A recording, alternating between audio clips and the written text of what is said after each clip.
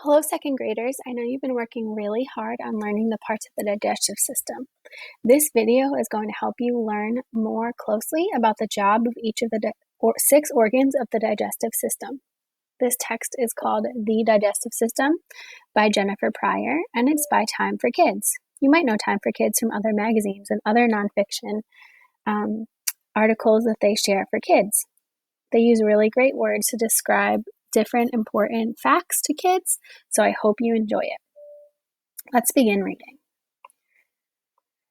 I love using a table of contents in a book that is non-informational or nonfiction because you can really look for exactly what you're looking for before you're reading, so you don't have to read the whole text. Today I told you our job was to look more closely at the organs in the digestive system. Take a look at the table of contents. Which page do you think we should turn to learn more about the organs in the digestive system? If you said page 8, you are right. Now I'm going to turn to page 8. I'm using the page numbers at the bottom to help me get there. Here we go. We made it to page 8. Page 8's title is the digestive system, just like what we saw in the table of contents. Now I'm going to turn the page to see if I can find more specifically about the organs. Wow, here's a diagram that's labeled of all the digestive system. The title of this image is Complete Digestive System. We have the tongue, pharynx, esophagus. You're experts at the esophagus by now. Liver, stomach, we know that one. Pancreas, small intestine, and large intestine. Awesome. Let's keep reading to see if we can learn more about the jobs of each of these organs. Mouth, perfect. This is exactly what I was looking for. I'm going to zoom in a little closer so that you can see the words I'm reading. The mouth. The first step in the digestive system begins with the mouth. You use your teeth to chew food and break it into small pieces. Saliva in the mouth helps to soften the food as it is chewed. This is because there are chemicals in saliva. They change the food. For example, they turn starches into simple sugars. Saliva breaks down food into smaller pieces. Then the food is swallowed. When you swallow, the pharynx at the back of your mouth pushes the food into the esophagus. As you can see on our diagram here, here's your mouth. Your pharynx looks like it's at the back of your throat, and this is where your esophagus begins. The caption of this diagram says, "The best food to put in your mouth is food that tastes good and is good for you." Wow, here's another picture of a photograph of a kid eating some fruit that looks healthy and yummy. It makes your mouth water. When people talk about their mouths watering, they mean that their mouths are producing saliva. Another way to say it is salivating. Wow, here's our next page about the esophagus. Let's see if we can learn more about the job of the esophagus. The esophagus is a tube made of muscle that connects the mouth to the stomach. Mucus glands line the inside of this tube. The mucus coats the food as it makes its way down. Food bits are moved down the tube by contractions. Contractions are like waves of movement. They move the food to the stomach. Wow. The esophagus sounds really important in the digestive system. I know that we wouldn't be able to get our food to our stomach without the esophagus. Here's more pictures of what it looks like. So I see in this diagram, a boy is eating a bowl of cereal, it looks like. Now we see the food is going to travel down the esophagus here. This is food that he took in his bite before that, and then it's going to make its way to the stomach.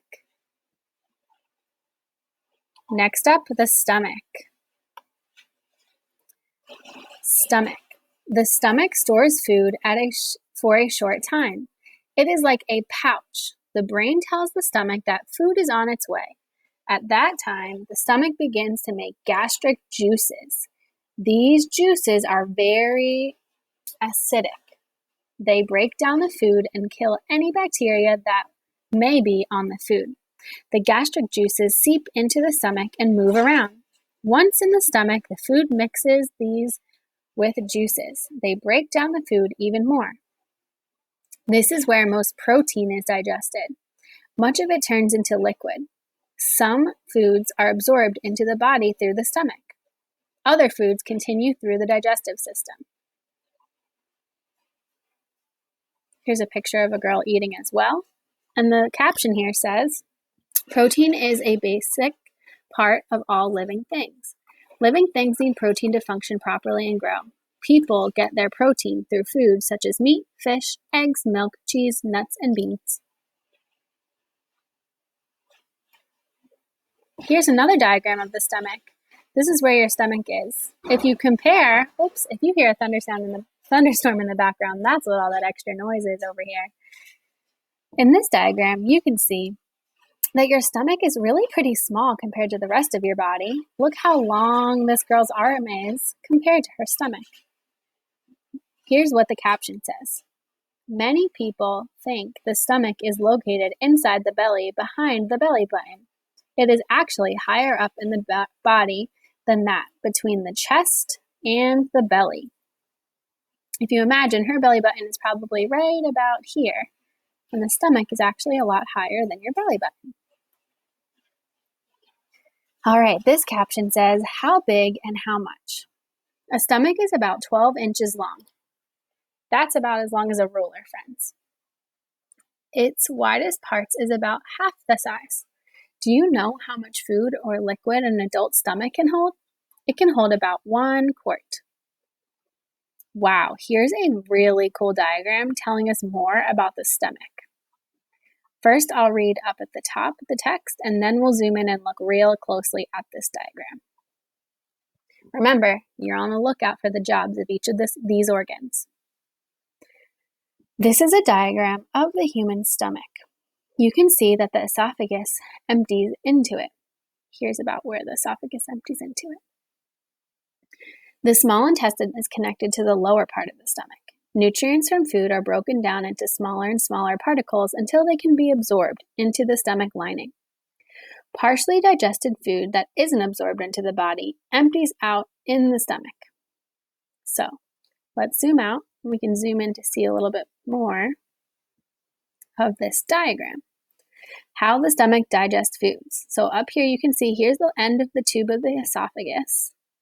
These little particles are what your food might look like after your teeth chews it and chews it. As you can see here, this yellow stuff that looks like it's sloshing around, this liquid is breaking down the food very quickly. And then the food is going to move through the stomach, and here is your small intestine. Your stomach only stores food for a tiny bit of time, and we can see this is moving very quickly in this diagram. I really think this diagram is helpful for us to understand what happens in the stomach.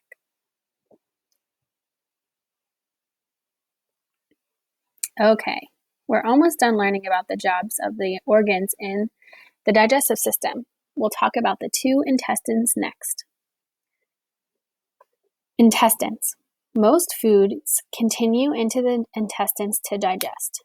By the time food reaches the small intestine, it has become a mixture called chyme. Chyme is made up of liquids and solids. In the small intestine, the digestive process slows down. It slows because most of the digestion takes place here. Wow, my brain is really thinking about how important the small intestine is for the digestive system. I'm going to read that sentence again. In the small intestine, the digestive process slows down. It slows down because most of the digestion takes place there. This is where the blood gets most of the nutrients from the food you eat. Chyme also mixes with enzymes from the pancreas. Enzymes are fluid that help digestion. Chyme also mixes with bile from the liver. Bile is a yellow-green fluid. It helps the body to absorb fat. Digested food is absorbed into the body. Undigested food moves through the small intestine.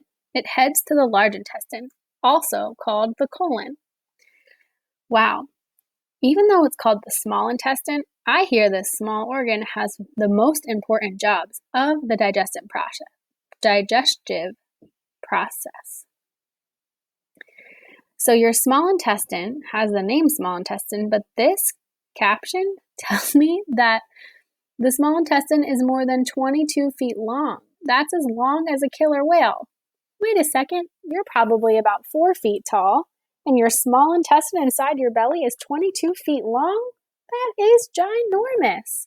I wonder how long the long intestine is if that's how long the small one is. Let's keep reading. Okay, here's another diagram. This is really helpful. So, here's your liver, and at the top here it says digestion beyond the stomach.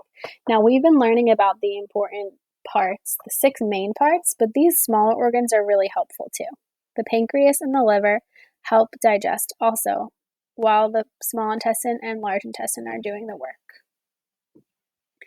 Here's another diagram. This is really helpful for me. The whole cycle, we know it starts in the mouth, then it travels down the esophagus. Next stop is the stomach. After the stomach, we travel to the small intestine. And finally, our last stop, which we'll learn about, is the large intestine here.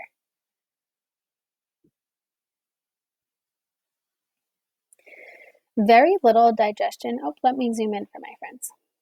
Very little digestion happens in the large intestine. By the time food material reaches it, only a few more steps takes place. First, any water remaining in this undigested food is absorbed by the body. The solid material passes through the large intestine.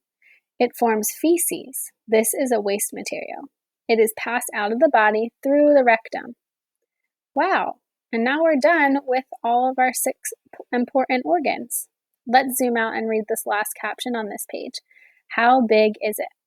The large intestine is wider than the small intestine, but shorter. It is about 5 feet long. That is about as long as a car is wide. So about how wide it is from maybe this mirror to this mirror on the car, that's how long your large intestine is. But it's called the large intestine because it's a little bit wider. Let's take a look. You can see here that our small intestine, it looks a little bit smaller and it's balled up into lots of different pieces. But as you can see here is your large intestine. It is wider, so that must be why they call it the large intestine.